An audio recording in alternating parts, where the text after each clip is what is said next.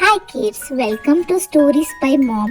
New week, new story. The story will be read in English first and then it will be explained in Kannada also. So don't forget to watch the video till the end. Hi kids, today our story's title is Chotra and the Chakli loving dog. Let's get started. Once upon a time in a small village there lived a little boy named Chotra with his grandmother in a tiny house. Chotra's grandmother used to make tasty chaklis and sell them to earn money. As she grew old and weak, she told Chotra, "Today I will prepare the chaklis. You take them to the market and sell them." One day, Chotra went to the market with a basket full of chaklis. He sat there for a long time waiting for customers, but no one came to buy them. After some time, a dog came and stood near him. Chotra smiled and asked, "Do you want a chakli?" The dog said, "Koi." Chotra gave dog one chakli. The dog looked at him again. "Do you want another chakli?" Chotra asked. "Kui," said the dog again. Each time Chotra asked, the dog said "Kui," and Chotra happily gave it another chakli. Soon all the chaklis were finished. Then Chotra said, "Now give me the money." But the dog suddenly ran away without giving any money. Chotra went home sadly. His grandmother asked, "Did you sell all the chaklis?" "Yes, Grandma," Chotra replied. "Then where is the money?" asked the grandmother. "I did not get any money," Chotra said and told her everything that had happened. His grandmother became angry and said, "Tomorrow do not come home without bringing the money." The next day, Chotra again went to sell chaklis. Just like before, no customers came. After some time, the same dog appeared. "You came again?" Chotra asked. "Do you want chakli?" "Kui," said the dog. Just like the previous day, the dog ate all the chaklis. When Chotra asked for money, the dog ran away. But this time Chotra ran behind the dog shouting, "Today you must give me my money. My grandmother told me not to come home without it. I won't leave you." The dog ran behind a tree. When Chotra followed it, he was surprised to see a pot full of gold coins behind the tree. Chotra happily took the pot home. His grandmother asked in shock, "Where did you get so much gold?" Chotra replied innocently, "The dog gave it to me for the chaklis he ate." His grandmother knew that Chotra was very innocent and might tell everyone about the treasure. So that night she made many chaklis and placed them all around outside the house. In the morning, Chotra woke up and was shocked to see chakli everywhere. "Grandma, how did so many chakli come here?" he asked. She smiled and said, "You don't know, Chotra? Last night it rained chaklis." Chotra believed his grandmother. A few days later, Chotra went to the market and told some people about the pot of gold he had found in the forest. They asked, "When did you find it?" Chotra replied, "On the day when the chakli rain came." The people laughed and thought, "How can chaklis rain? This boy is foolish." So they did not believe him.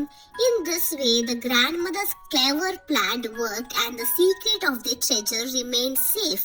Chotra and his grandmother lived happily ever after. ಒಂದ್ಸತಿ ಒಂದು ಊರಲ್ಲಿ ಒಬ್ಬ ಹುಡುಗ ಅವನ ಅಜ್ಜಿ ಜೊತೆ ಇರ್ತಾನೆ. ಆ ಹುಡುಗನ ಹೆಸರು ಚೋತ್ರ ಆಗಿರುತ್ತೆ. ಅವ್ರ ಅಜ್ಜಿ ತುಂಬಾ ಚೆನ್ನಾಗಿ ಚಕ್ಲಿ ಮಾಡ್ತಾ ಇರ್ತಾರೆ. ಅದನ್ನ ಅವ್ರು ಮಾರ್ಬಿಟ್ಟು ಅದರಿಂದ ಅವ್ರಿಗೆ ಹಣ ಸಂಪಾದನೆ ಮಾಡ್ತಾ ಇರ್ತಾರೆ. ಚೋತ್ರನ ಅಜ್ಜಿಗೆ ತುಂಬಾ ವಯಸ್ಸಾಗಿರುತ್ತೆ ಮತ್ತೆ ಅವರು ತುಂಬಾ ವೀಕ್ ಆಗಿರ್ತಾರೆ. ಆವಾಗ ಅವರು ಚೋತ್ರಗೆ ಹೇಳ್ತಾರೆ, "ನಾನು ಚಕ್ಲಿನ ಮಾಡ್ತೀನಿ, ನೀನು ಚಕ್ಲಿನ ಸಂತೆಗೆ ಹೋಗಿ ಅದನ್ನ ಮಾರು" ಅಂತ ಹೇಳ್ತಾರೆ. ಒಂದಿನ ಚೋತ್ರ ಬುಟ್ಟಿ ತುಂಬ ಚಕ್ಲಿನ ತಗೊಂಡು ಹೋಗ್ತಾನೆ ಸಂತೆಗೆ. ಅಲ್ಲಿ ತುಂಬ ಹೊತ್ತು ಕೂತ್ಕೊಂಡಿರ್ತಾನೆ, ಆದರೆ ಯಾರು ಬರಲ್ಲ ಚಕ್ಲಿನ ತಗೊಳಕ್ಕೆ. ಒಂದು ಸ್ವಲ್ಪ ಹೊತ್ತಾದ್ಮೇಲೆ ಒಂದು ನಾಯಿ ಬರುತ್ತೆ. ನಾಯಿ ಬಂದು ಅವನ ಮುಂದೆ ನಿಂತ್ಕೊಳ್ಳುತ್ತೆ. ಚೋತ್ರ ಸ್ಮೈಲ್ ಮಾಡಿ ಕೇಳ್ತಾನೆ, "ನಿಂಗೆ ಚಕ್ಲಿ ಬೇಕಾ?" ಅಂತ ಕೇಳ್ತಾನೆ. ಆವಾಗ ನಾಯಿ ಹೇಳುತ್ತೆ, "ಕುಯ್" ಅಂತ ಹೇಳುತ್ತೆ. ಆವಾಗ ಚೋತ್ರ ಏನ್ ಮಾಡ್ತಾನೆ, ಆ ನಾಯಿಗೆ ಒಂದು ಚಕ್ಲಿ ಕೊಡ್ತಾನೆ. ಇನ್ನೊಂದ್ಸತಿ ಅದು ನಾಯಿ ಚೋತ್ರನೇ ನೋಡ್ತಾ ಇರುತ್ತೆ. ಅವಾಗ ಅವ್ನು ಹೇಳ್ತಾನೆ, ನಿಮ್ಗೆ ಇನ್ನೊಂದು ಬೇಕಾ ಅಂತ ಕೇಳ್ತಾನೆ. ಅದಕ್ಕೆ ನಾಯಿ ಕುಯಿ ಅಂತ ಇನ್ನೊಂದ್ಸತಿ ಹೇಳ್ತಾನೆ. ಪ್ರತಿ ಸತಿ ಚೋತ್ರ ಕೇಳಿದಾಗ ನಾಯಿ ಕುಯಿ ಅಂತ ಹೇಳ್ತಾ ಇರುತ್ತೆ. ಚೋತ್ರ ಖುಷಿಯಾಗಿ ಎಲ್ಲ ಚಕ್ಲಿನ ಅದಕ್ಕೆ ಕೊಡ್ತಾನೆ. ಸ್ವಲ್ಪ ಹೊತ್ತಾದ್ಮೇಲೆ ಎಲ್ಲ ಚಕ್ಲಿ ಖಾಲಿ ಆಗ್ಬಿಡುತ್ತೆ. ಖಾಲಿ ಆಗ್ಬಿಟ್ಟಾದ್ಮೇಲೆ ಚೋತ್ರ ಹೇಳ್ತಾನೆ, ಇವಾಗ ನನ್ಗೆ ದುಡ್ಡು ಕೊಡು, ನೀನು ಇಷ್ಟು ಚಕ್ಲಿ ತಿಂದಿದ್ದೆಲ್ಲ ಚಕ್ಲಿ ದುಡ್ಡು ಕೊಡು ಅಂತ. ಅವಾಗ ನಾಯಿ ಏನ್ ಮಾಡತ್ತೆ, ಓಡ್ ಹೋಗುತ್ತೆ. ದುಡ್ಡು ಕೊಡದೆ ಓಡ್ ಹೋಗುತ್ತೆ. ಚೋತ್ರ ಮನೆಗೆ ಹೋಗ್ತಾನೆ. ಬೇಜಾರದಾಗ ಮನೆ ಹೋದಾದ್ಮೇಲೆ ಅವ್ರ ಅಜ್ಜಿ ಕೇಳ್ತಾರೆ, ಚೋತ್ರ ಎಲ್ಲ ಚಕ್ಲಿನ ನೀನು ಸೇಲ್ ಕೇಳ್ತಾರೆ. ಮಾಡ್ದ ಎಲ್ಲ ಚಕ್ಲಿನ? ಹೌದು ಅಂತ ಹೇಳ್ತಾನೆ ಅವನು. ಹೇಳ್ದಾಗ ಅವ್ರ ಅಜ್ಜಿ ಹೇಳ್ತಾರೆ, ಹಾಗಾದ್ರೆ ದುಡ್ಡು ಕೊಡು, ಮಾರಿದ್ದ ಚಕ್ಲಿದ ದುಡ್ಡು ಕೊಡು ಅಂತ ಕೇಳ್ತಾರೆ. ಅವನು ಹೇಳ್ತಾನೆ, ದುಡ್ಡಿಲ್ಲ ಅಜ್ಜಿ ನನ್ನ ಹತ್ರ ಅಂತ ಹೇಳ್ತಾನೆ. ಅದಕ್ಕೆ ಅವ್ರ ಅಜ್ಜಿ ಹೇಳ್ತಾರೆ, ಯಾಕೆ ದುಡ್ಡಿಲ್ಲ ಅಂತ ಕೇಳ್ತಾರೆ. ಅವನು ಹೇಳ್ತಾನೆ ಏನೇನಾಯ್ತು ಎಲ್ಲ ವಿಷಯ ಹೇಳ್ತಾನೆ.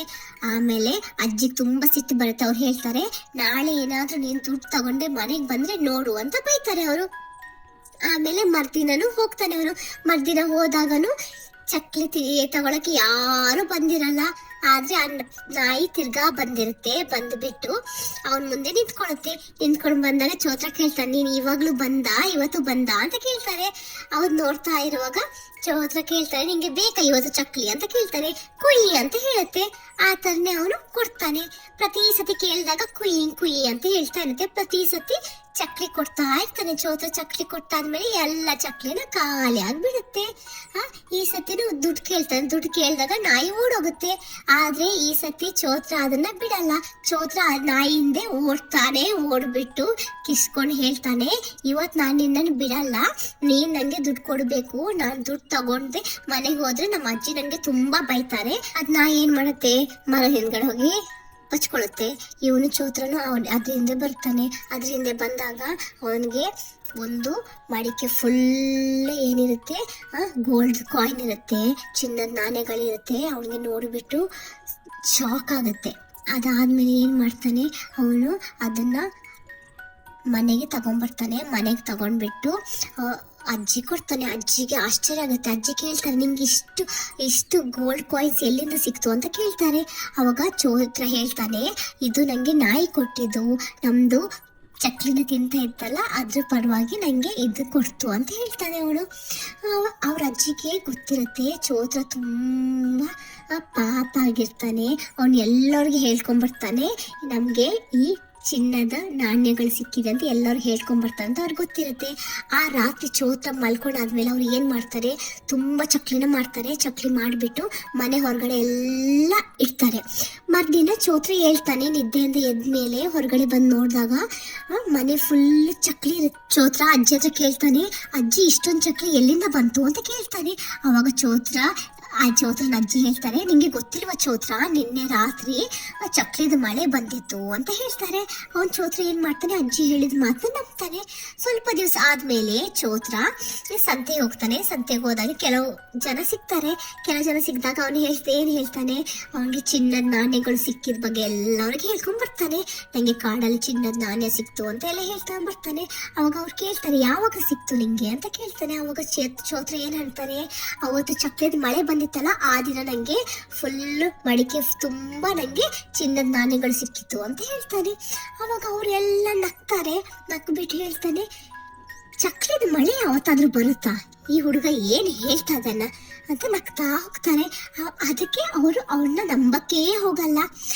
ಈ ತರ ಚೋತ್ರನ ಅಜ್ಜಿದು ಒಳ್ಳೆ ಬುದ್ಧಿವಂತಿಕೆ ಇಂದ ಅವರಿಗೆ ಸಿಕ್ಕಿರೋ ಇದ್ರ ಬಗ್ಗೆ ಯಾರಿಗೂ ಗೊತ್ತಾಗಲ್ಲ. ಚಿನ್ನ ನಾಣ್ಯ ಎಲ್ಲ ಸಿಕ್ಕಿದ ಬಗ್ಗೆ ಯಾರಿಗೂ ಗೊತ್ತಿರಲ್ಲ. ಮತ್ತೆ ಅದು ಜೋಪಾನವಾಗಿ ಅಲ್ಲೇ ಇರುತ್ತೆ ಅವ್ರ ಜೊತೆ. ಮತ್ತೆ ಚೋತ್ರ ಮತ್ತೆ ಅವ್ರ ಅಜ್ಜಿ ತುಂಬಾ ಖುಷಿಯಾಗಿರ್ತಾರೆ ಅದಾದ್ಮೇಲೆ. Thank you for watching. Please subscribe the channel.